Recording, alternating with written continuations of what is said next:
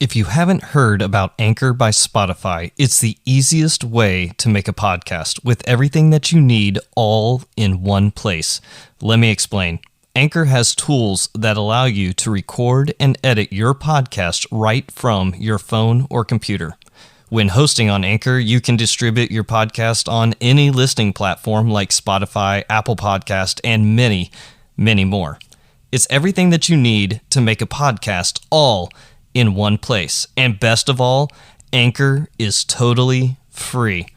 Download the Anchor app today or go to anchor.fm to get started.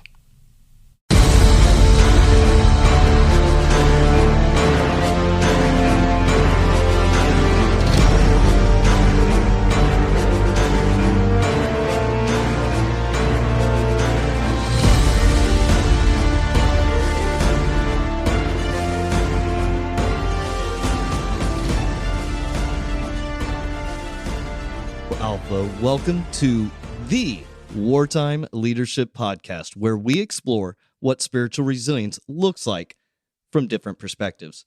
We often focus on the physical, emotional, and social areas of resiliency, but too often we neglect the spiritual pillar.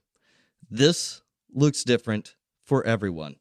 We will be exploring what spiritual resilience looks like in the lives of our guests, who are people from all different walks of life. I'm your host, Nathan Coy. This season has been sponsored by Success Draft, where we help you transform your dreams into drafted plans. Head over to successdraft.com to get started on your future today. We are doing something a little bit different today. We're doing something out of the norm for us. In fact, we have actually allowed Josh White to take over the Wartime Leadership Podcast. So Josh has a podcast known as HEROFRONT, has a huge following of individuals, and he decided that he was going to take over our show while we were at a conference a few months ago. And that's okay, because Josh is a professional. I'm okay with him taking over the show for a little bit. And so he decided to reverse the questions on me in a lot of ways, but not all of them were directed. So he started out with 3 main questions, and then we had a wonderful conversation from there. So what you're about to hear was filmed at a conference in San Antonio with my friend Josh White from HEROFRONT. And yeah, I was like really messing with people on this earlier. I do this. And I was like, ladies and gentlemen, welcome to the HEROFRONT Podcast. Let's go. And they were like, and I was like, I'm joking. That's not real. It's not going to be on there. I don't do that. No. I'm going to put that on there just because we're having fun here. But normally, no, I don't have these sound effects. We got that one. I don't know why they're from the 70s. I feel like it's the night of the Apollo, and there's going to be some guy with a broom come around this corner and like, time to go. Done. I love that. How are we looking on the screen, by the way? Are we looking good? We got Juan Scott. We got Florence Molitor and Ray Dental. I want to tell you guys thank you for watching. Love y'all. Absolutely. So we got folks watching. They can even ask questions on there sometimes. They do that sometimes. I think they should. Yeah, it happens occasionally. Interactive. It is very interactive. I never thought of it until it started happening. And I was like, oh, we have a question. Questions, let's, yes. I'm like this. We have a question from the audience. Anyways. Sorry, I'm being a nerd right now. But I need to do more lives. That's what I need to do. I need to do live. It's a different vibe. It's a different vibe. It really is. It's a good time. And people like listening to lives because they know it's live. Mm-hmm. You know what I mean? They know it's real. It's real talk. If you screw up and you're really good at screwing up, it's going to be amazing. It's going to be epic.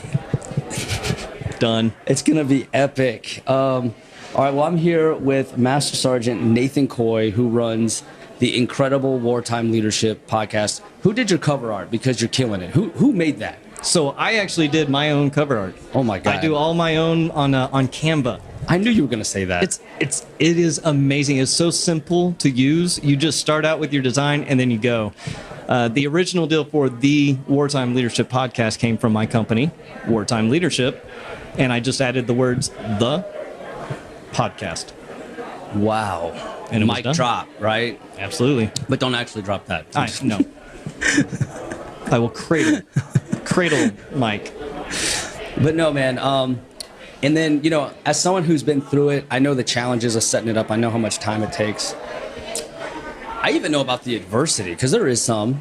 You know, there is some. I'd say 99.99% want the positive message and appreciate it. There is a 0.1 that's going to hate on it. So I know all about it. I know the good, the bad, and the ugly. And so when you started, and really if anyone starts in our community, I'm going to try to do anything I can to be a resource to help get them off the ground, to help get them exposure, because I love it. I love that you guys, I love that we exist and we're making this community. Oh, and community is the word. Community is the word. So when I started out, like people like Trip Bodenheimer, Yes. you know, with the shadows. He just walked by the way. Oh, hello, Trip. Yeah. And you, both of you, like you were the first one to actually reach out outside of the people I knew and kind of grabbed onto me and said, hey, let me help. Yeah. Let me show you what this looks like, because wow. Yeah. You're right. There is adversity in there. There are people that are just going to be there to suck the life out of what you're trying to do. And it's saying no. Just doing the Heisman, keeping them at arm's length. Just no, you're not going to get in the way of this. Right. Especially when, you know, everybody wants it to happen and is enjoying it and getting, you know, actually learning about each other and bringing us together. You know, I would ask those people, why are you really opposed to it? You know what I mean? Like, Is it because you didn't do it yourself? Yeah, like nothing negative's coming out of here. So what is it just sounds like a personal problem. You know what I mean? It is. It's somebody that has, okay, you've got issues and you just want something in your life that is able to egg on and go. No. And so, yeah, I know about that side too. And so I admire anyone who does what we're doing, which is having a tough conversation, you know, being vulnerable. Like, no one's forcing us to do this. We do it because we care, right? Oh, absolutely. And then Todd Simmons, courageous leadership. You have to be courageous to lead. We could take the easy route. We could just do the status quo and go home. But when you put yourself out there to make everything better, that does take courage. This is time away from my family, right? Right. This is time away from my wife. I have dedicated certain amounts of time to doing podcasts. Yes, absolutely. I try to record 2 a week if I'm able to, just so I'm ahead of the game when it comes down. It's a constant struggle. Yes, and I do it after hours. Me too. Or during lunch. Or during lunch. I do mine like you 8 understood 9. when I said, hey, we need to do it during lunch. You understood that because you're thinking the same way I'm thinking. How can I squeeze this in to not interfere with like the stuff that I love, the people that I love? And that has been, especially at first, it's almost impossible. At first, they are going to, you know, you're taking away from my time. 100%. There's no way around it because the learning curve is outrageous at first. Oh yeah. You know what I mean? Once you start to get in the flow, then you can find, you know, clever ways to make it work for everyone. But it's that community. It's exactly what you said. It's the community that comes around and says, listen, I've been there, I've done that, I've experienced, let me help you. Here's anchor.fm. Here's this. Hey, here's a great microphone to use. To come around and be able to do that took away a lot of that to where I didn't necessarily have to worry about it, because now I've got somebody who's alongside me saying, been there, done that, learned from my lessons, and I'm vulnerable enough to say, I got no clue. Right. Which, by the way, I have become so much better at like hooking things up in electronics and photos and videos and editing and lighting. Like, my skill set from this experience has grown astronomically. Hey, listen, folks out there in Instagram land, in live land, let me tell you something. When I walked up and Josh was over here, I mean, he came from lunch and immediately he's just messing around, like had everything ready to go. And then I was like, hey, you think everyone? And he's like, no, I'm going to move this. Boom. He's already over here doing it. It's like, it's instantaneous. I don't know how. We just got to get after it. You know what I mean? I've lived my life way too long with self-doubt, with fear, paralyzed by it. I didn't actually start living my life until I'd already been in the Air Force like 10, 11 years. Yeah, it was like that. That's a whole episode in itself. Mm-hmm. Oh, we will talk about that. Oh, hell yeah. I'll come on and talk about that. You're darn skippy. Yeah, I'll share that whole story with you, my man. I almost died. You're going to want to hear this story. Yeah, I know just a smidge of the story, and it is absolutely amazing to hear what you've been through and where you are. Two completely separate different things. Yes, absolutely. I agree. Thank you for that. And but this isn't about me today. It's about you. How you like that? The tables have turned. No, the tables have turned. I don't like it. I've taken over Wartime Leadership Podcast. HEROFRONT Takeover. This is mine now. But I am sharing this episode with you because this is a cool experience. Oh yeah. We're both talking. The light just died. Don't worry about it. Is what it is. Is what it is. It don't last that long. And you know what? I usually only use it for one guest, not 6 in a day. Yeah. Oh yes. No. So it did hang in there as long as it could. But my point is, I will share this with you. You will put it on your podcast because your listeners, they need to learn about you too, man. They need to learn about your views too. Yeah, and it's hard, because I'm about other people's stories. Yeah, that's true, except for today. Okay. Yeah. All right. Nice try. Yeah. But we're going to start with the Hero's Gauntlet. And I think I stole this from Tripp. I'm pretty sure I did. And I'm okay with that. But so the Llama Lounge would ask questions at the end. Tripp took that and put it at the beginning. Mm-hmm. I think the beginning is better, personally. Softballs. Yeah. So I started doing that. And it actually has led to some pretty funny stuff occasionally. Well, let's do it. Let's do it. Or serious stuff. It could be anything. So, but because we're live and we're both here, I'll let you ask me after I ask you, okay? We'll take turns. So, My first Hero's Gauntlet question to you is, what was your proudest Air Force moment? Wow. Ooh. There's been a lot of special moments. A lot of special moments lived out. There's been some really terrible moments as well, to be honest. Yeah. My proudest moment would have to be in the Air Force, the day I got my MTI campaign hat. Whoa. That was the proudest. That was that moment where I had proven everyone wrong, right? Wow. When you say proven them wrong, are they the types that say, hey, man, I know you got goals, but this ain't for you, bro? Dude, prior to coming to be an MTI, and this was back in 2014, I was very laissez-faire. I'm just kind of hanging out. If you need something, cool. You got it. Hey, whatever. Go try it. Absolutely. I wasn't very serious in the way that I approached a lot of things. Now, 2014, I head down to Lackland to go through this journey, and everybody that I talked to prior to that was like, yeah, no, you're not that type of person. Even me, I was self-doubting on this. Absolutely. You are not that type of person. I wasn't. Like, if you have self-doubt and then your peers or leaders, confirm that self-doubt, that's hard to bounce back from. It's hard to take that step or that chance on yourself. When you're telling yourself negative self-talk, they don't believe in you either. How the hell did you find the courage to actually sign up when everything was telling you not to? So I was the second variation of DSD. So went through that deal of you're going to go. It wasn't a choice. I got an email. Josh, it was April 1st. I remember I was like, this is the greatest April Fool's joke I have ever had. It was on April Fool's Day. It was great. I went up to my chief and I was like, look at this. Look at this. I got a letter and it looks so official. And he's like, oh, yeah, no, that's true. He's like, they don't joke. Yeah, no, that is not a joke. And I was like, are you serious? I called my wife and I said, hey, babe, you remember that job I said I never wanted? Oh my God. And she was like, and I was like, yeah, we're moving to Lackland. Oh, where were you at that time? We were at Andrews. That's where I grew up. I was loving life.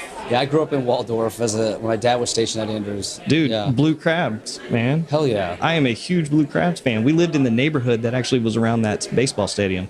Wow. We were living the great life. We were doing everything. Yeah. But got that email, called my wife. She's my biggest supporter. She is the biggest supporter of my life. Yeah. And everything was great. Like, moved down to San Antonio, did the job, and I that day I got my campaign hat was the best day of my career, and it was also one of the worst days of my career. How the hell is that? So it was best because I proved everybody wrong. Yes. It was the worst because a guy that I had known for years at Lackland had committed suicide the night prior. You're kidding me. And here's the thing. He was supposed to be there. He had flown in from Turkey to spend time with his parents, with his dad in just outside of Boston. Yeah. And I had called him at the beginning portion of the week, said, bro, I just saw on Facebook you're home. I want you to come. He's like, oh, I've got my my one uniform. And I said, no, it's fine. That's perfectly good. You'll be in the front row with my family. He was excited. He was happy. Guy comes and time passes. He's not sitting in the audience. I never call him back, right? You just assume, oh, he must not have made it. Just assumed, okay, hey, stuff came up. He's home. I don't want to take away from that time. Dean Warren, one of the guys that we mutually knew, came to me and said, hey, man, did you hear about Santa? And I was like, what are you talking about? He was like, Santa committed suicide last night. Oh, my gosh. Had no clue. That's heartbreaking. And in my head, I'm going, man, if I'd only reached out, if I'd only said something, if I'd only been like, hey, bro, I'm just making sure. But the mentality of the people at home was still the same mentality. We had changed in how we handle things. The minute that you step into the Air Force, the minute that you find that family outside of the family, you start to change and you handle things differently. And he was, but a lot of his past got caught up with him in that moment. Yeah. And he made the worst decision an individual can make. Oh my gosh, I'm so sorry about that, man. Best and worst. Best and worst. Wow. So like, you proved everyone wrong. You're riding on this high, and then you get some of the worst news you've ever heard to someone you just spoke to. You know what I mean? And it's like, wow. And then you start thinking, like, what could I have said? Should I have said something else? And then you think, well, no, he seemed excited about it. And then you're like, well, was that an act? You know what I mean? And I know it wasn't, because I know he was genuine. I know he was a genuine individual. He was the Robin Williams of the group, man. Like, he made everybody laugh. He made everybody cry. It was amazing. He was a great guy for that. Yeah. But he had a lot of stuff going on that he didn't allow a lot of people into. Wow. And I think that's where the difference was. But best and then worst, the first thing I had to do while wearing my campaign hat was actually work his funeral. Wow. So that's powerful, man. I'm so sorry you lost your friend that way. That is deep. And I'm proud of you too, just for, finding the words to share his story still, because there's a lot of people that need to hear about it, and especially the suicide survivors, the people that are left in the aftermath, right? That don't often get talked about. So I think it's beautiful that you've remembered your friend, and you still try to include him even, when he was in his darkest times. Still try to include him in your life. All right, well, that was my question to you. And now you got to ask one to me. See, and it's so weird because the questions that I ask are literally like this. And you did just do that. And I just completely went that direction with it. Yeah, so, you could have said I helped a lady across the street in blues. She was amazing. And I'm wearing my hat. And she said, thank you for your service. And I said, you're welcome. Right. No. You could have said that, but you didn't. You chose to tell something else. Let's get real. Yeah. Hey, so how about this, Josh? Give us a moment. Okay. A moment in your life where you had to lean on spiritual resiliency. Oh, I see what you did there. Okay. I can tell you the most spiritual moment of my life, which is when I needed to lean on it. There you go. So, I came from a religious family, Joshua David White. So, oh yeah, it's there. It's literally in my name. And I always loved Bible history, the children's Bible. I loved Samson. I loved David and Goliath. I loved all those stories. The Joshua and going around the wall so they came tumbling down, and all those stories. I love them. So I've always had the spiritual part of me internally. But I kind of lost that at some point, or just didn't acknowledge it anymore. My family went through all sorts of divorce and struggles, and financially we were okay, but emotionally, we were taking some major hits at a certain point in time. And after I graduated high school, I just wasn't in a good headspace. Like, just from everything that happened, and my dad was a commander in the Air Force. He obviously wants me to join the Air Force, and so did I. I really didn't have anything else going on, and I always kind of assumed I would join the Air Force. You know what I mean? I just kind of knew. And so he was worried. He was really worried about where my head was at. And the type of crowd that I was hanging out with wasn't the greatest. Mm-hmm. And so he sent me to live with my mom, who was in Virginia, with my stepdad. And I just really started like doubting myself, like joining. I thought like, wow, I have to live with my mom before I go. Like, is there something wrong with me? And I started kind of feeling depressed, and I wasn't sure if I could actually leave everything behind. So that's a huge step, to leave your whole life behind, It's kind of hard for us to remember because it's been so long. But if you could go back, that was scary. That was a scary moment, whether you knew it or not, that it was going to get real. Once you realize, like, home ain't your home anymore. And so I ended up going to church with my mom and my stepdad. I was on the delayed entry program at this time. I met this guy named Chris Rodenheiser out of a church in Virginia. I'm pretty sure he's still there. He was like the pastor's son who did the youth stuff. But so much time has passed, he's probably now like the main pastor, I would assume, because it's been like... You ought to reach out and look. I'm friends with him on Facebook, so I need to hit him up. But his name's Chris Rodenheiser. Amazing guy.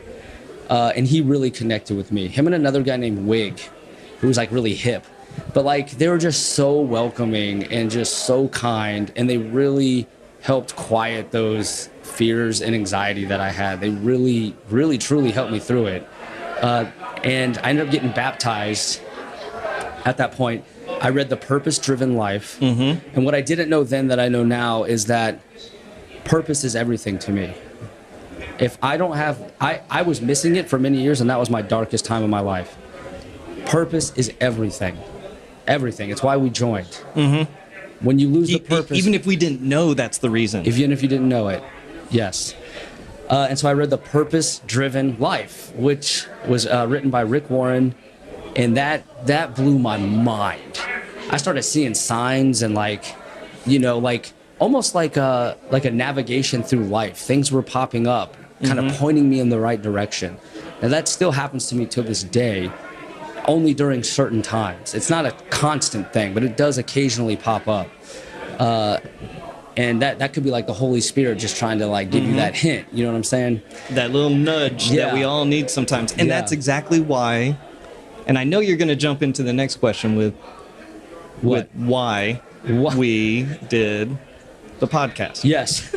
This is the first topic. I'm reading it. I'm reading right You're not from supposed it. to read it. I am sorry for jumping ahead. You're reading my notes. Okay, but no, my bad. but to answer your question, just to close that out, before I joined, and all that spiritual resiliency that I built that I never had, the community, my perspective, purpose, all that, I was healthy enough to join.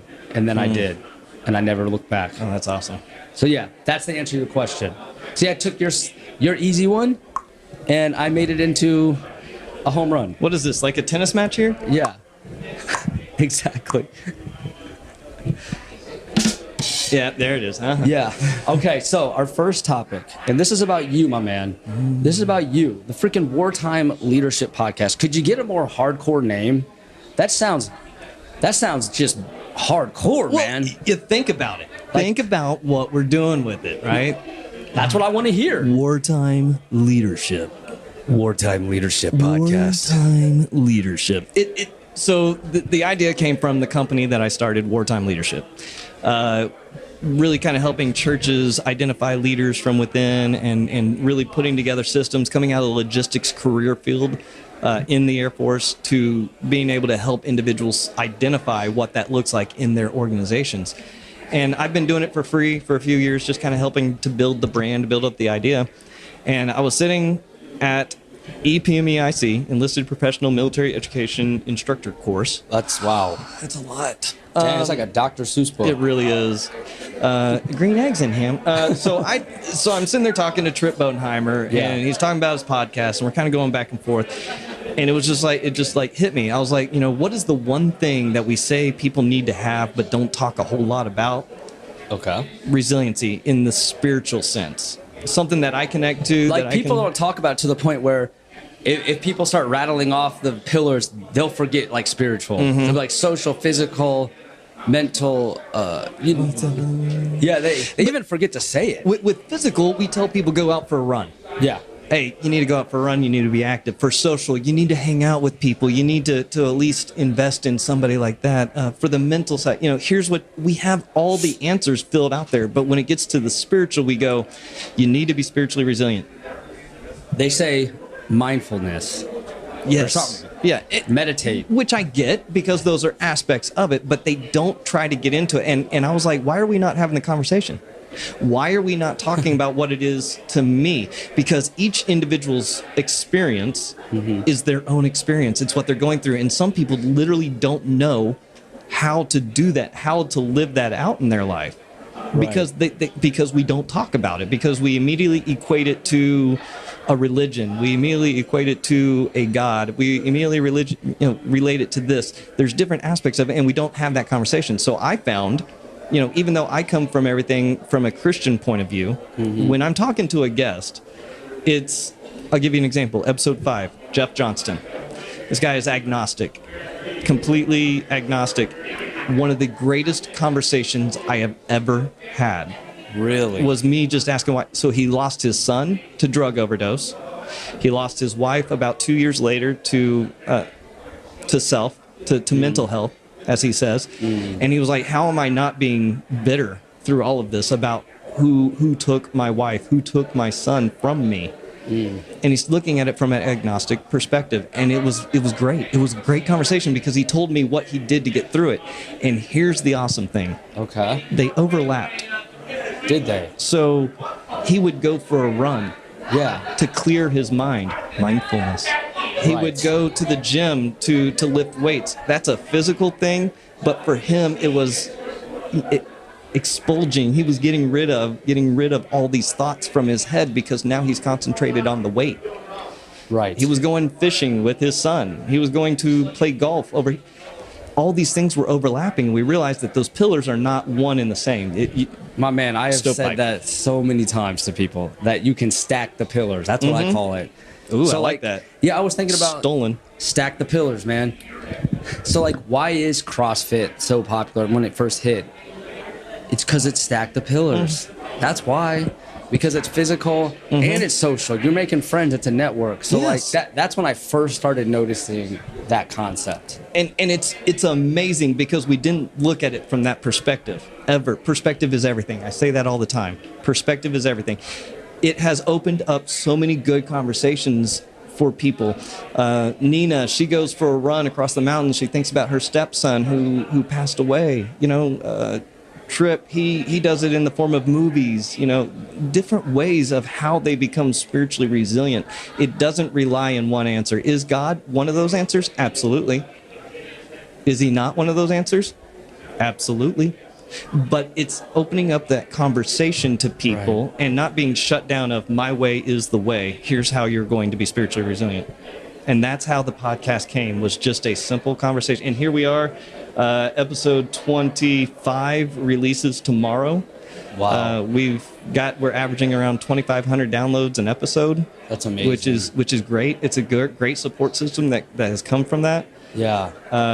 I recently had my dad on. I saw that. Which he's a Vietnam vet. Yes. Didn't get thanked when he came back. He talks about how he dealt with the ideas of coming back from war and not being, blessed and having people thank him. But now his grandson, my son, he sees a Vietnam cap. He knows exactly what it looks like, and he goes up and he says, "Welcome home." No. And so that's impact, right? He says that? Yeah. That's heartwarming, man.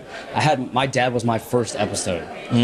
So when I saw you do that, I was like, bro, we have a lot in common. Just us talking, we had a lot in common. But yeah, I also had my dad on with his Air Force experience. He was a senior master sergeant, became an officer, retired as a major, and at one point was a commander. Wow.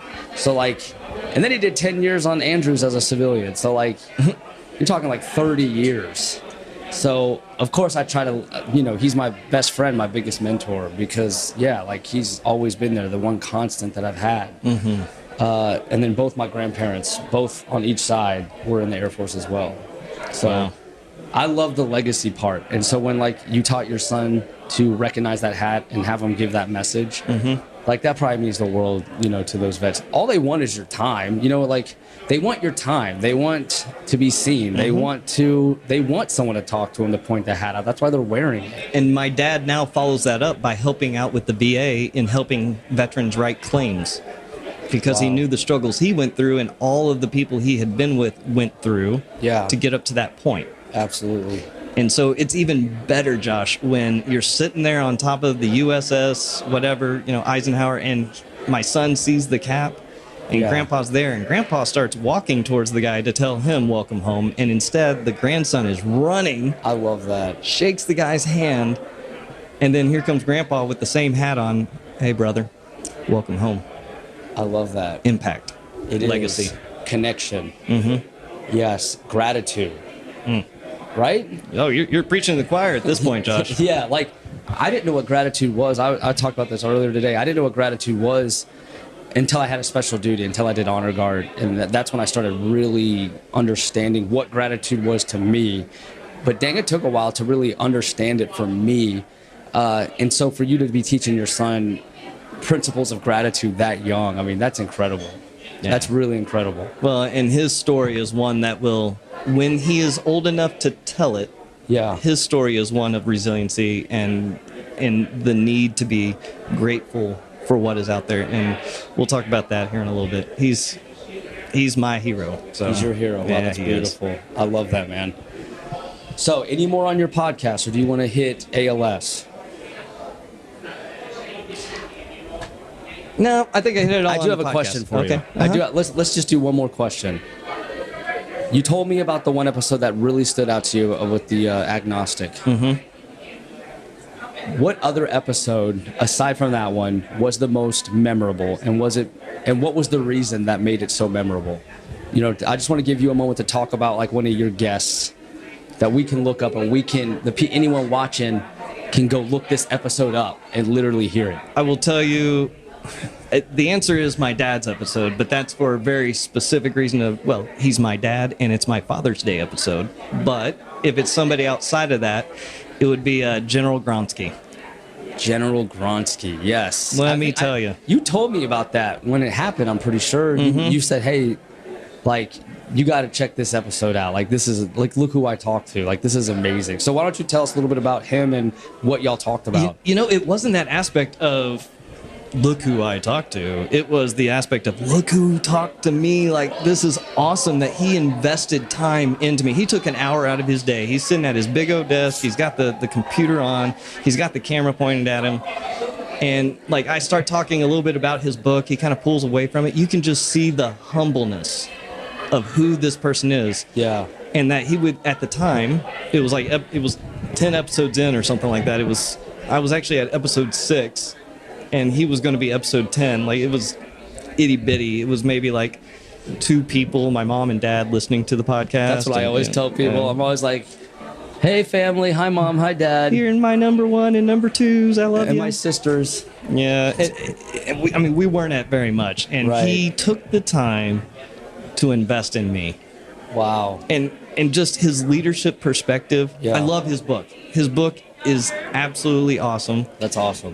It breaks down at the back of it. It actually has like little like action steps that you take, and they're like legitimate action steps to these leadership pills. But I mean, this guy is in theaters of war. He's leading men and women, multiple branches. Yeah, he's a general. He's one in a million. I mean, the things that he's accomplished, his outlook on life, the way he thinks is probably so unique. That to get that insight is invaluable. And then for him to spend time with you where there's really no gain for him because you're brand new. He's all about just helping you. And from someone in that position, I'd say he's pretty humble to do something like that. When you say leader, you say the word leader, like his image pops up in my head. Oh, wow. Just looking at the things that he's done, where he has placed himself, what he's now doing in corporate America. It humbled me to think that he humbled himself to come down to my level. It almost feels like he came down to my level, but he would say it differently. He would say, oh no, I'm having to step up to talk to you. Right. Which is cool. Yeah, it's cool that he sees it that way. And yeah, I guess I could kind of say the same as far as like someone who helped me out when I was a little bit newer was Sam Ekholm, who basically ran social media for the Air Force and has like this insane following. He had no gain whatsoever to talk to me. Zero gain compared to what he'd already built. And he came on, and then, yeah, he put me on the next level out of the kindness of his heart. So, like, when stuff like that happens, podcasting does open special doors like that, where you are able to spend time with someone because, you know, they do like to share some certain stories about themselves, even if no one's ever heard that particular story. You know, you could be surprised with some of the stuff that they bring up.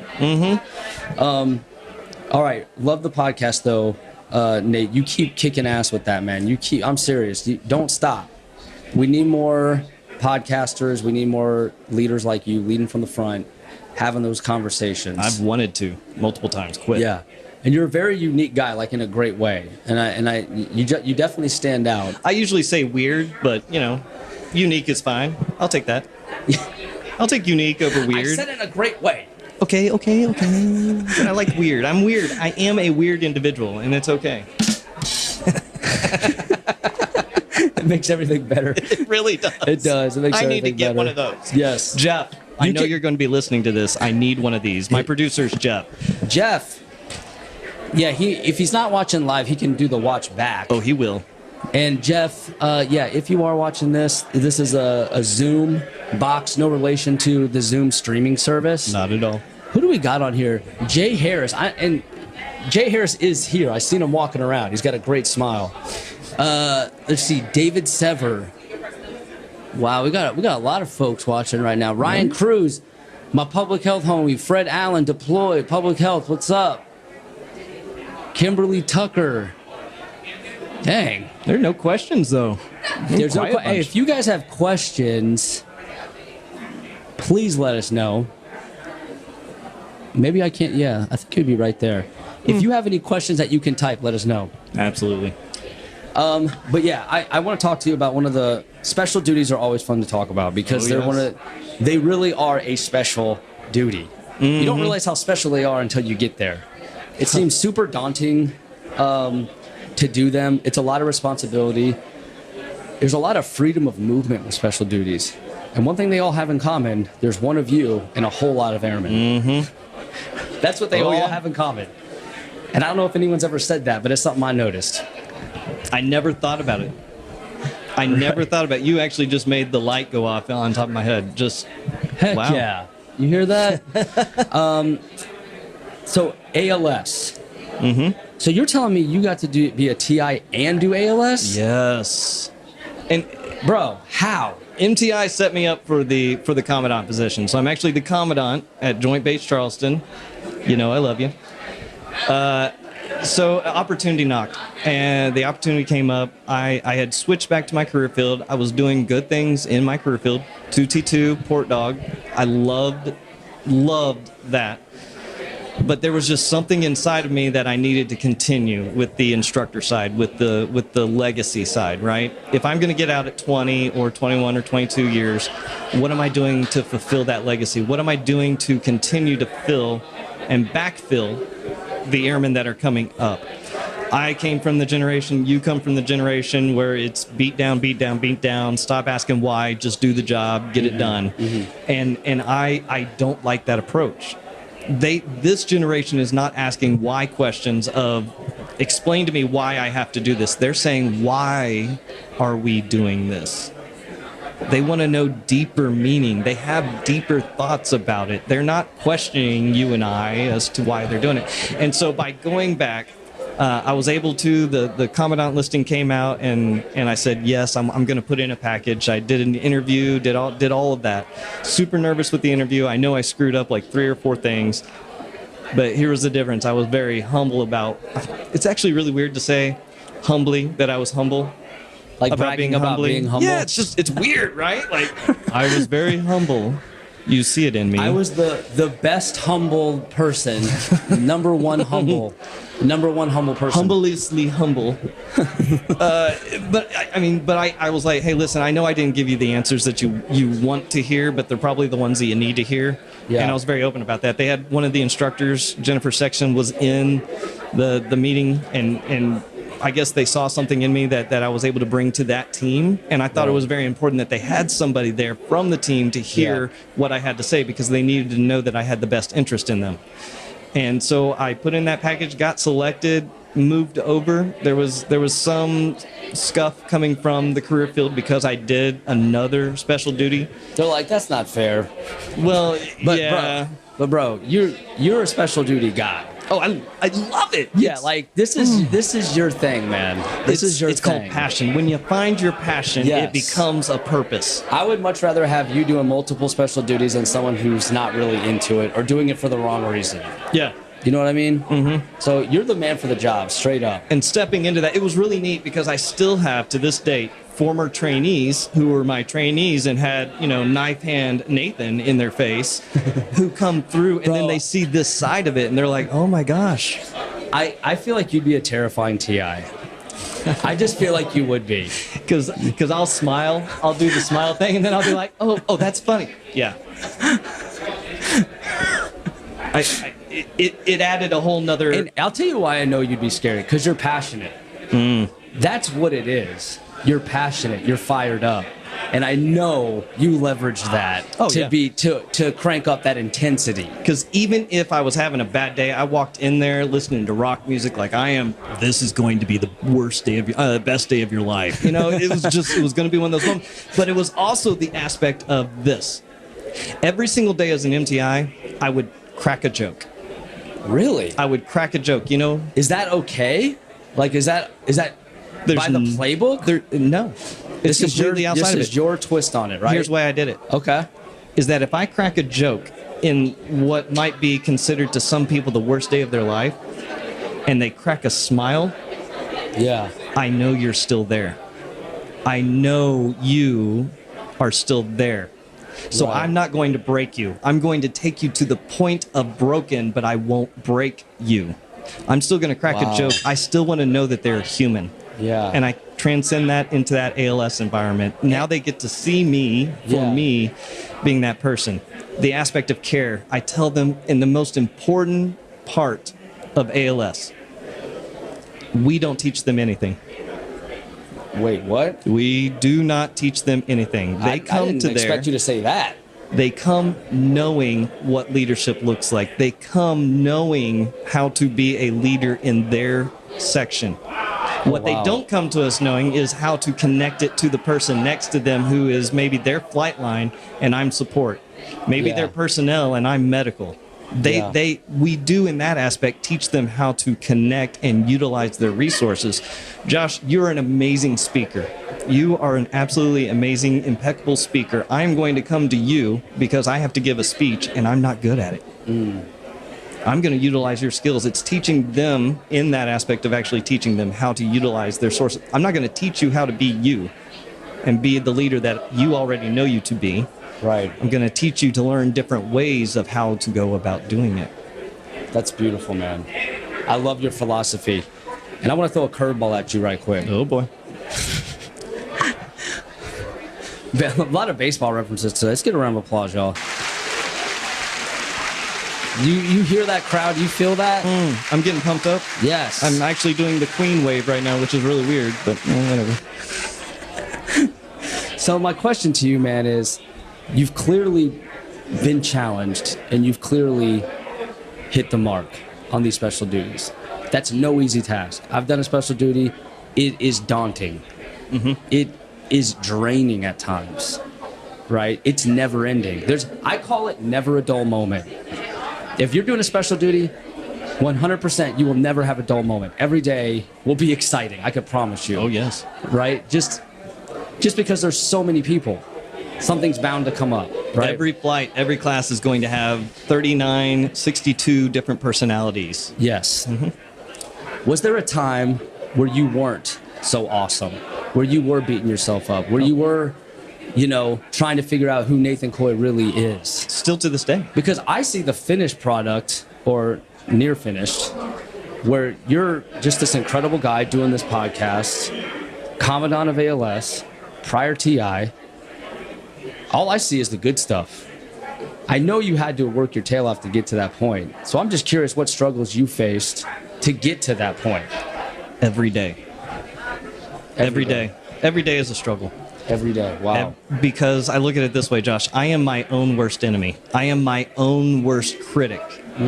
I critique myself day in and day out, and I will be like, oh, you're such an idiot. Why did you do that? Even in my marriage, I was like, oh, you're an idiot. Why did you open up your mouth and say that? She's the most loving individual in the entire world, and you just said X, Y, and Z every day. But that's also how you get better, as long as you turn it around. And if you don't waddle in the sorrow, if you don't waddle in the mistake, and you learn from it. My leadership perspective is this. Imagine you're on a road. You're on a trail and you're running. Yeah. I know that after coming out of being an MTI, I was very much the pusher. I am going to push you to get better, to get faster. Yeah. But I also know that in that moment, I'm going to push so hard that you're going to probably fall on your face and bust it. On the flip side, I can also run way ahead and say, come follow me. And I am just booking it with the rabbits, flying past everybody. And I lose them. I lose the people all the way back in the back. Yeah. So I have pulled myself out to the side. I pull myself to the side. Okay. So this way, I pull myself far enough away from the situation that I can see all the way in the front. Yeah. And I can see the rabbits. Yes. I can see the people to the rear and see where they need to catch up, where they need to get better, where they need to get faster. But an organization is only as good as the middle of the pack. Individuals that have the potential to continue forward and to be better, or to fall further back behind, they have that they're at that pivot point when they can do that. So I choose to hover in the middle. I'm going to push when I need to push, but if I push too hard and they start to fall forward, I'm still close enough where I can catch them. I want them to skin their knees, Josh. Where did you think of this? I want them to hit. I was actually out on a run. Go figure. You just painted this whole picture in my mind. I was picturing a circular track. Mm-hmm. And then you're kind of in the middle and you can see everything around you. You know what I mean? Mm-hmm. Like as you were saying it, that's what I was picturing. If you skin your knees, you're learning. You're learning. Yeah. If you bust your face, that's organizational failure. Yeah. I don't want organizational failure. I'm not going to push you that hard anymore that happens. But skinning your knees is perfectly okay because that means that you have learned a lesson. We all have learned a lesson now of where that point is. Get back up, brush yourself off, and go. Definitely. So that's why I say I'm my own worst critic. I don't do that for myself, but I surround myself with people that do. That's my beautiful. wife. Yeah. Jennifer Sexton, Cortland Theobald, Christian Wages, all of these individuals that I have in my life that tell me those moments. Absolutely. That's beautiful, man.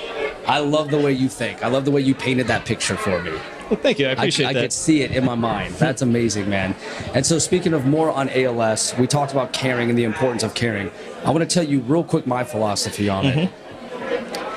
When I became a senior NCO and I was trying to figure out what that meant, I felt this enormous amount of pressure to know the most and be the best. I did. Mm-hmm. And when I didn't know something, I was humiliated. I was like, oh. Excellence in all that we do. But here's the thing. At some point, I started using the people around me and really leveraging their talent and really caring about them. And that's when it clicked. I'm the senior NCO, so I care the most. Not because I'm the best or do the most. It's because I just need to care the most. If I can care the most and it's sincere and it's genuine, then all that other stuff will come together. Absolutely. That's how I see it. So I just want to tell you my philosophy. This has been on my mind all week. Well, it's a good one to live by. You're utilizing the team. You yourself know that your strength is in rounding up the talent that's around you and using it while growing their weaknesses. Yes. That's important. The act of caring. Day 2 and day 2 on through ALS, I have a running theme that you will constantly hear. Okay. I cannot tell you how to care. I can't tell you how to care, but I can show you. In everything that the staff does, you will see care. At the end of the day, or at the end of a telephone call, even if it's on the weekend when my staff calls me with whatever kind of update that they need to provide me with so I'm aware of it, we, at the end of every single call, at the end of the day, we say a simple phrase: love you, mean it. So one person will say, love you, the other person will say, mean it. Wow. It's not an act that we do. We do it whether the students are in front of us or it's just one of us leaving at the end of the day to another instructor. Right. Love you, mean it. Yeah. There's so much in that. I can't tell you how to care, but I will show you. You need to care enough to tell somebody that you don't care. Sometimes when you show them, though, you show them that love, sometimes that light bulb will go off. It will. You know, when you, for instance, I worked with a guy who was my polar opposite, and he's my best friend. His name's Jeremy Rutherford. He's stationed at Whiteman. He's a reservist. He's insanely analytical. He's a coder. He's a software guy. In Honor Guard, he's standards. He had the whole manual memorized. Literally, he rewrote it because he is a freak of nature. Now, me, I'm on the other side. I'm like, what's the AFI? You know, I'm a people focused. He's results focused. We're polar opposites, but we became best friends because low battery. All right, good thing you caught that because I think it blacks the screen out. So hopefully they hop back on here. But yeah, my point is we filled in each other's weak spots. We got better by spending time with each other. And we were complete polar opposites, but we found that common ground on how to each learn from each other's strengths and weaknesses. And like one of the greatest, I always try to get his respect. Like even though I outranked him and I was his boss, I still wanted his respect because he doesn't just give it to anyone. It doesn't matter what rank you are. He won't respect you unless you earn it. He's that kind of person. And I was like, I gotta get this dude's respect. I gotta earn it. Right, but one of the best things he said to me was that like he was not a believer in people-focused type of activities until me.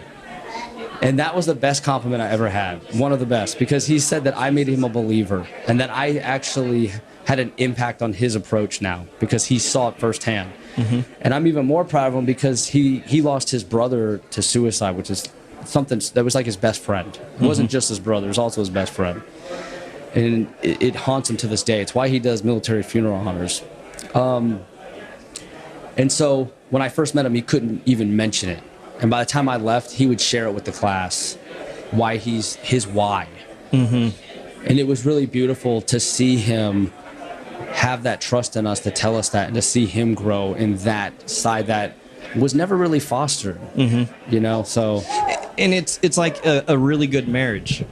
Yeah. You complement those weaknesses. Where I'm weak, my wife is super strong, right? Absolutely. And in that flip, where I am super strong, she is usually tends to be weaker.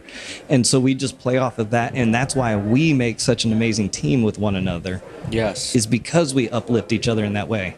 That transcends into the workplace because the Air Force, the military in general, is completely different than any other organization that you will ever be a part of in that way. We care more about the personal than like if you're working at McDonald's. They're not going to necessarily get personal on all levels to that degree. Unless they're super bored. Well, there's that. We need to... There it is. Okay, good. There it is. Sorry, was I allowed to do that? I didn't know. Don't you turn? Yeah, you can do that. I'm just impressed you knew which button it was. You're paying attention, my man. Hey, you're focused. It's those eyes.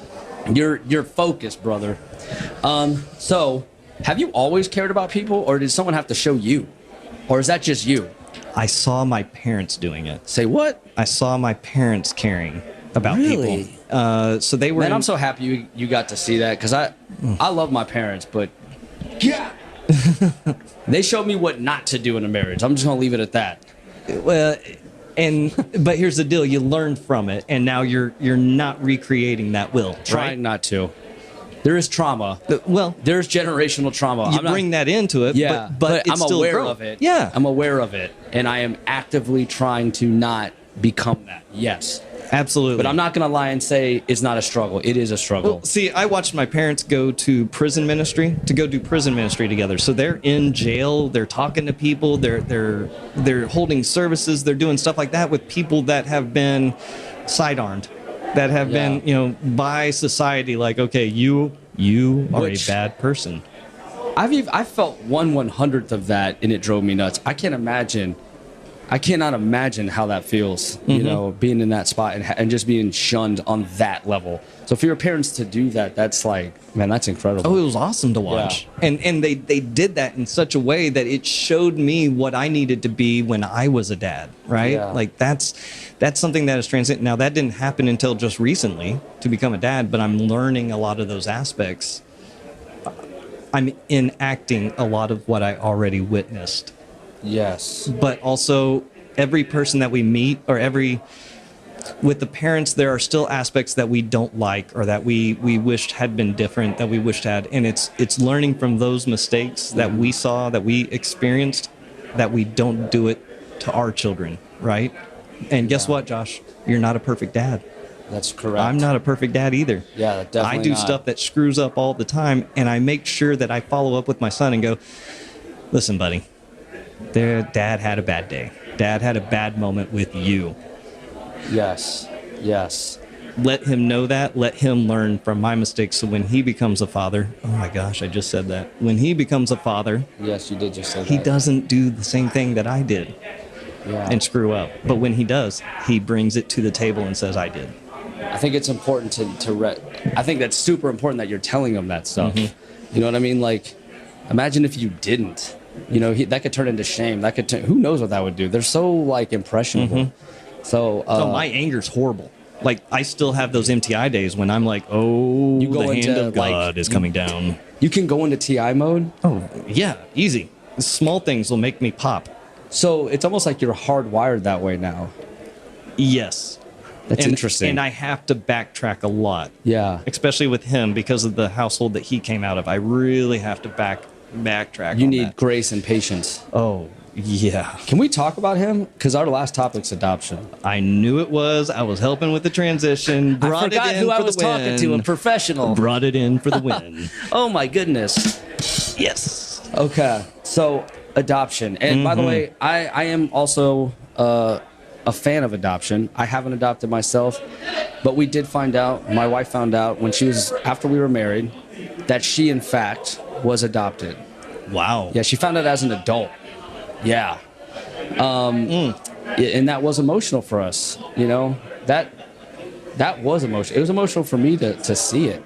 I mean, honestly. And you had to be that pillar. Yeah, I was like mind blown. And I'm very proud of her for the woman that she is today. I really am. Because she's handled it much better than I would have, if I'm being honest. But I'm a fan of it because I wouldn't have my wife or kids if it wasn't for adoption. Really. Mm-hmm. That's why to me, an adoption is a miracle. Mm-hmm. Because the chances of it actually happening and working are so slim, right? It's such a hard process to go through. You'd think it'd be a little easier. It's not. It's a hard process to go through. And so, like, think about my wife. She's born in the Philippines, right? She gets adopted, and like all the whole universe like made all these moves that are one in almost infinity chances of happening. Oh yeah. So like my kids, my wife, the whole dynamic is an absolute miracle that it actually happened. When you think of all the moving pieces. Mm-hmm. So to me, adoption is miracles happening, in my opinion. Well, I'll tell you about ours. How much time do we got? Brother, this is yours. This is yours. Wrong move on that one. Okay, 30 minutes. So my wife and I, we were told that we were unable to have children. This is just a little deal that God hadn't blessed us with children up to that point. Yeah. And we get it. We had always talked about, even on our first date, we had talked about adoption as being an option. We just both felt really, really pulled to that. When we were finally able to start the process was in Texas, and we started it there, but an MTI schedule is not exactly the easiest one to work with. You're working 6 days a week, 1 day off. At least back then, that's what we were doing, 10 to 12 hours a day-ish. Either at home learning how to teach the material or actually engaged with a flight for that 10 hours. So it wasn't a conducive environment to that. Yeah. So once we got to South Carolina, we immediately started the process. So we started going to the classes. We started doing all this. We got the approval in 2019, December 17th of 2019, wow. to start the process fully, like to say, okay, here's a child that we will, and it feels so weird. You're like window shopping for a child. It is so weird because you're looking through websites and you're like scanning pictures, like left. Oh, that's a possibility. Right. It felt weird because you don't know what this personality of this child is. You don't know if you're going to get along. You don't want to go through the prompt. Weird stuff. I'm saving photos heavy, up till that day. Yeah. I'm saving photos, like, screenshotting photos. And on December 17th, because my wife and I told each other we're not going to show the other person a child that we want potentially to adopt if we're not approved yet. So December 17th, we get the approval to start the adoption process. She shows me a picture at night. We're laying in bed one evening. She shows me this picture. And I go, why are you looking at my phone? Like, that's not fair. You're looking at children on my phone. And she said, no, this is my phone. And I was like, that's Stanley. She says, yeah, this is a boy that I'm really interested in. I'd like to see. And I'm like, so I rub out my eye and I go over and I get my phone and I show her the exact same photo. Oh my goodness. Mine is in color. Hers is in black and white. 2 separate websites. No. Same picture, same child. Unbelievable. We're reading the story. It impacts us. He talks about how he loves to go to church. He talks about how he loves to volunteer at church. And we're like, okay, well, we're church people. And, in this case, and just reading a little bit about him. And then we had already set up that we were going to adopt like up till the age of 8. Okay. Stanley was 11. He was older than you even planned for. Older than that. But here's the thing, Josh. You look at a child and you know.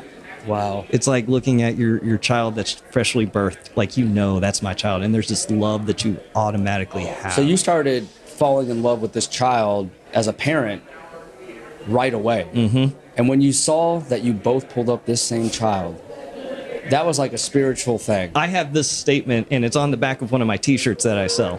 It says, but God. And that was that moment for Lena and I. We were both without child. We were both alone. We were both ... Comma was that decision point. We're going to adopt.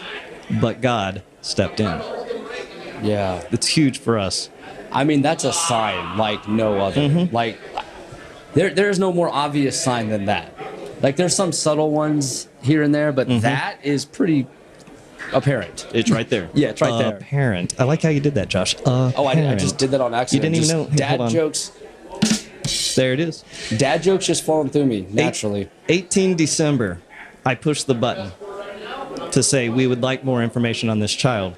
And in the state of South Carolina, it goes through this process where they say, okay, so here's this child that someone is wanting to adopt. We want to make sure it's the right person. So they pull together at least 5 families to put into the kitty and say, okay, here, county member, you need to look and choose which family, adopts this child.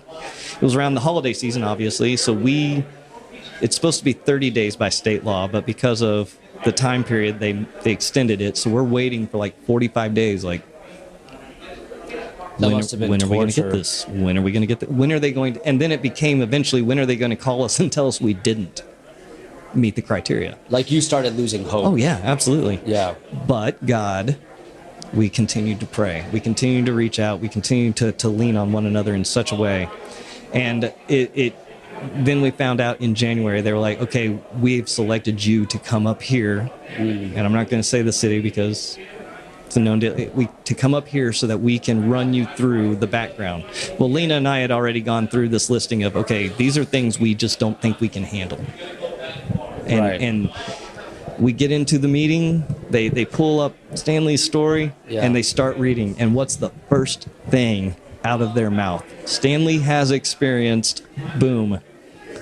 And we look at our list and we're like, oh my gosh, that's like the number one thing we don't think we can handle. Oh my gosh. But it was almost as if God was saying, hey, I'm getting the worst out of the way. Now let's look at the rest. Yes. And it was amazing. So they want you to take 24 hours to listen, to think about it, to talk about it, to come back with an answer. And I said, listen, we can drive home. We can tell you 24 hours from now. We can tell you 72 hours from now. Or you can take our word right here in this moment. I'm looking at my wife right in the eyes as I'm telling this third-party person over here. I'm talking here, and I go, I can tell you then, I can tell you in 24 hours from now, but right now, I can tell you that that's our son. Oh my God, that's powerful. They've never allowed it. We signed that day saying we want to know more. The next week, we went up and we met Stanley for the first time. And the picture that I have on my phone is actually that first meeting that we had. That's the first time that we met him was on that day. And he was the most respectful child. He's 11 years old. He was super short. You know, when we went hilt to kilt from the beginning of saying we want to meet him to when we finalized the adoption was 8 months. Now, what happened in 2020? COVID-19. COVID. On public health. COVID happened. Can I show is that? Yeah, you can go ahead.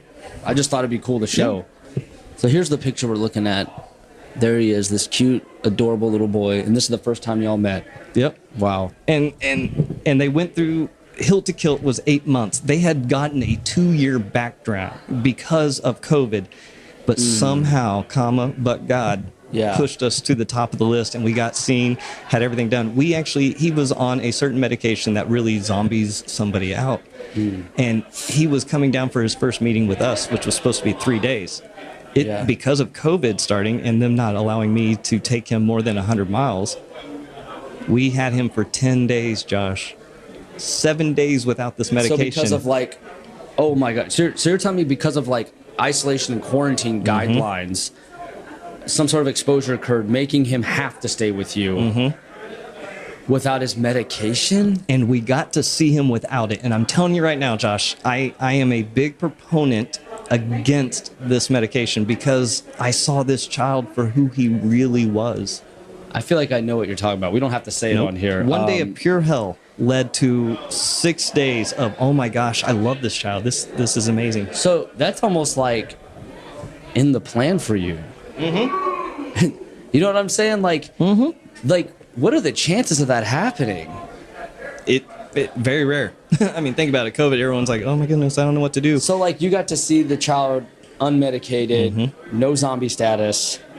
By the way, I've been on prescriptions that cause zombie status, and I have to say there's no worse crippling feeling. It's like you're a prisoner in your own mind. It's horrible. And being able to see who he was in reality was amazing. Well, I would hope you would see that before adopting a child. But you know what I mean? That's kind of I never even thought of that. You know what I mean? You have a personality-altering medication, you would need to know both sides of that coin. You know what I mean? You couldn't just do one. So I'm very thankful that you got to see the real him. I'm sure he started opening up. The zombie status went away. Maybe he started communicating a bit more. Absolutely. Why don't you run me through that? There was a lot more to it. So the 10 days kind of passed. We finally got to see who he was. We sent the DSS, figured it out, took him back to where he was from with his foster mom. We didn't get to see him again for another month and a half. We're doing telephone calls, we're Zooming, we're hey buddy, hey, how you doing? You know, we're trying to continue to make it real in his head that he's going to come home. So he did 2 more visits, and then eventually they're just take him. And so we had him in our house for a month and a half. Within a week of the court date, they came and said, here's your court date, let's see this. And then he was with us forever at that point. 8 months, hilt to kit, push the button, see the judge. Once we get him back, we again work him off of this medication, doing it slower this time instead of a sudden flip. Yeah, that's never good. And he started to share so much more. And he's a lot more open about it with my wife than he is with me due to the trauma that he has experienced. He's a lot more open with her. It's his story to tell. I'm not going to tell it. I'm not going to tell it to you today. I'm actually recording a very special podcast episode where I'm asking him a series of questions as he grows up. And then on his 18th birthday, I'll release that episode. Oh my goodness, so man. that it can be a continuation of who he is in that journey. Even if I don't have the other podcast anymore, I'm going to release that episode on his 18th birthday. Yeah, that's beautiful. And just seeing who he is. Yeah. And now we're settled in. Here we are 2 years into it. He's amazing. He's finally grown this personality. He's not hurt as much. He's allowed a lot of that pain to go away. We've worked really, really, really hard to get that done. My wife is absolutely amazing working with him. And he now has a story that he's feeling more comfortable to tell to people like you, to other people. You know, he's open about it a lot more because it's who he is. Yeah. And I get to be dad, man. You get to be dad, and you get to help him. Like, if you're ever find yourself hiding something, that turns into like a shame. That turns into isolation, right? I think it's so beautiful that you found this way to have him express himself, to build the trust with you. You know, he probably hasn't had a lot of trustful people in his life, right? Now he has that, and you're showing him that trust. You're restoring that faith, giving this child a life. I mean, that's beautiful, man. Bandaging up some of the worst pains you'll ever imagine done to somebody. Yeah. And that's a joy for us to do that, though, because we've gone through very little. And I say this on the podcast all the time. Listen, just because your level of pain is not the same as somebody else's doesn't make their story any better than or worse than yours. It's your story. It's their story. Live it. Yeah. Just live it. And we get to be a chapter of, well, hopefully more than just a chapter of his book of life. Yeah. And I love that, man. I love that for you, man. For real. I'm very proud of you and your wife for, I mean, wow. It's just a lot to wrap my head around. But like, even the things that you agreed, you went around that, like the age thing, the trauma thing, certain things that you weren't sure you could deal with. Even with all those barriers, you still found the love in your heart to take this child in, to put in the work. And like, you're mom and dad now. And I'm so proud of y'all, man. If you limit yourself, you limit possibility. Don't do that. Do you think you guys were limiting yourself? We were, very much. We were limiting because we zeroed in on, here's what we are going to handle. And whenever we released that, the possibility, if we didn't do that, we wouldn't have this child with us today. And I can't think, I'm getting emotional thinking about it. I cannot imagine not being Stanley's dad. Yeah. I can't. And I don't ever want to think that. Yeah. And I don't want him to ever think that we were limiting him. Right. You didn't. You never did. You never did. You were faced with it, and you never limited.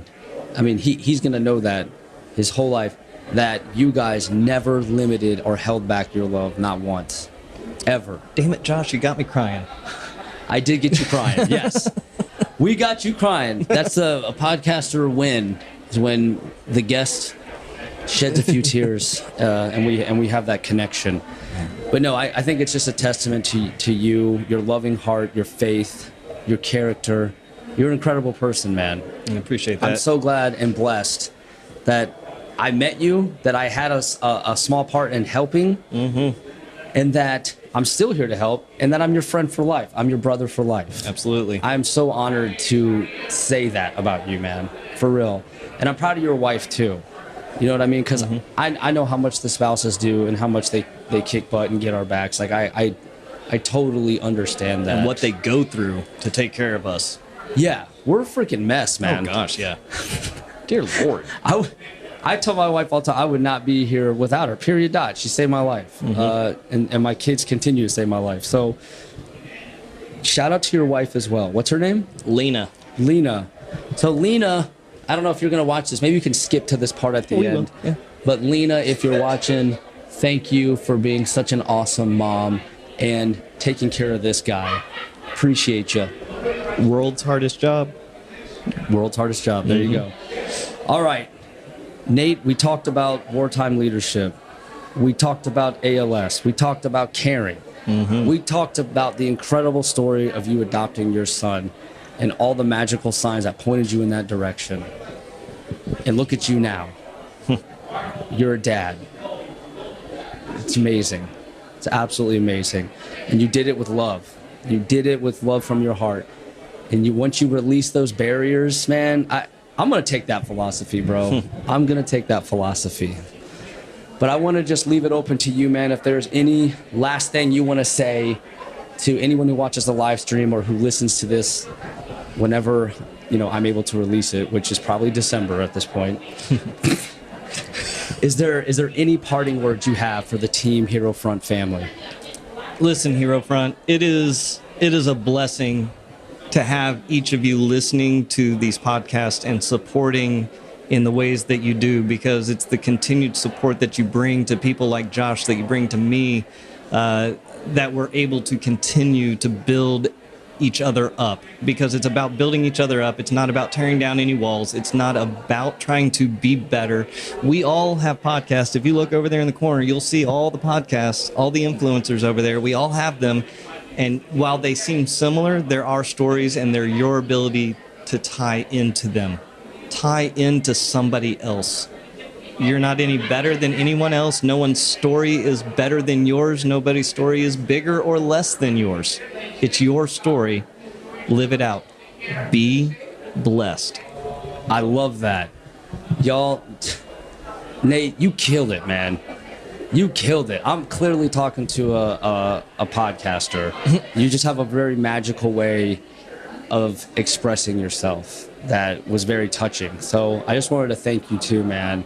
Thank you so much. I'm going to give you a hug after this. No, absolutely. But I just want to tell you thank you for just being you, for being transparent, for showing us how it's done, showing us that it's okay to, as a man, to get emotional about the things you love. That's very powerful. And I just want to thank you for that. Thank you to Josh White from HEROFRONT Podcast for turning the tables on me for a little bit these past couple of months. So thank you so much for what you did. Today's episode is only possible thanks to my friend and producer G Frazier with 369sounddesign.com. Jeff, you are truly the one with the hardest job trying to make me sound good day in and day out. We are blessed by the entire team here at the Wartime Leadership Podcast. Be blessed.